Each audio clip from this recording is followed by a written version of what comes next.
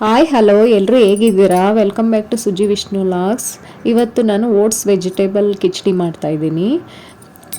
Oats 1 cup ತಗೊಳ್ಳಿ. Oats 1 cup, 1/4 cup ಹೆಸರುಬೇಳೆ ತೊಳೆದು ಇಟ್ಕೊಬೇಕು, 1/2 ಕಪ್ ಬಟಾಣಿ, ಬ್ರೋಕೊಲಿ ಬಿಸಿ ನೀರಲ್ಲಿ ಸ್ವಲ್ಪ ಉಪ್ಪು ಹಾಕ್ಕೊಂಡು ಅದನ್ನು ವಾಶ್ ಮಾಡಿ ಇಟ್ಕೊಬೇಕು, 1 ಬೀಟ್ರೋಟು, 1 ಈರುಳ್ಳಿ, 1 ಕ್ಯಾರೆಟು, 1 ಹಸಿಮೆಣಸಿನ್ಕಾಯಿ, ಕರಿಬೇವು ಸ್ವಲ್ಪ, ಬೀನ್ಸ್ ಒಂದು 1/2 ಕಪ್ಪು, 1 ನವಿಲುಕೋಸು ತೊಗೊಂಡಿದ್ದೀನಿ, 1 ಟೊಮಟೊ, ಸ್ವಲ್ಪ ಕೊತ್ತಂಬರಿ ತಗೊಂಡು ಅದೆಲ್ಲ ಸಣ್ಣದಾಗಿ ಕಟ್ ಮಾಡಿ ಇಟ್ಕೊಬೇಕು. ಓಟ್ಸ್ 1 ಕಪ್ ತೊಗೊಂಡಿದ್ರಲ್ಲ ಅದು ಸ್ವಲ್ಪ 1-2 ನಿಮಿಷ ಫ್ರೈ ಮಾಡಿ ಇಟ್ಕೊಬೇಕು. ಸ್ಟವ್ ಮೇಲೆ ಕುಕ್ಕರ್ ಇಟ್ಕೊಂಡು 2 ಟೇಬಲ್ ಸ್ಪೂನ್ ಎಣ್ಣೆ, ಜೀರಿಗೆ 1 ಟೇಬಲ್ ಸ್ಪೂನು, ಸಾಸಿವೆ 1 ಟೇಬಲ್ ಸ್ಪೂನ್ ಹಾಕಿ ಫ್ರೈ ಮಾಡ್ಕೊಬೇಕು.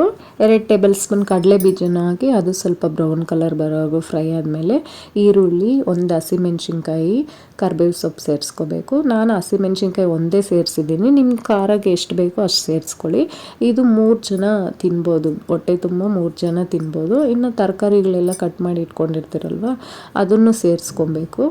ಆಮೇಲೆ ಬಟಾಣಿ, ಬ್ರೋಕೊಲಿ ಸ್ವಲ್ಪ ಬಿಸಿ ನೀರಲ್ಲಿ ಉಪ್ಪು ಹಾಕಿ ನೆನೆಸಿಟ್ಕೊಳ್ಳಿ. ಬ್ರೋಕೊಲಿನೂ ಇದಕ್ಕೆ ಸೇರಿಸ್ಕೊಂಡು ಸ್ವಲ್ಪ ಹೊತ್ತು ಫ್ರೈ ಮಾಡಬೇಕು.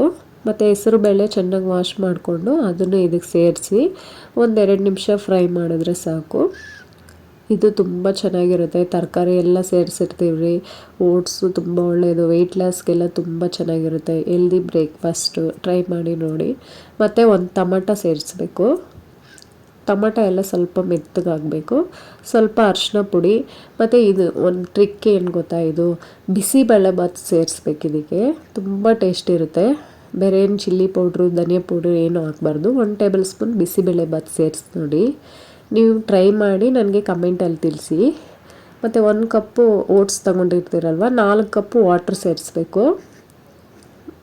4 ಕಪ್ಪು ವಾಟ್ರ್ ಸೇರಿಸಿ ಉಪ್ಪು ರುಚಿಗೆ ಎಷ್ಟು ಬೇಕೋ ಅಷ್ಟು ಉಪ್ಪು ಸೇರಿಸಿ ಸ್ವಲ್ಪ ಕುದಿ ಬರಬೇಕದು. 1 ಕುದಿ ಬಂದಾಗ ಓಟ್ಸ್ನ ಸೇರಿಸ್ಬೇಕು. ಸ್ವಲ್ಪ ಕೊತ್ತಂಬರಿನೂ ಸೇರಿಸ್ಕೊಳ್ಳಿ.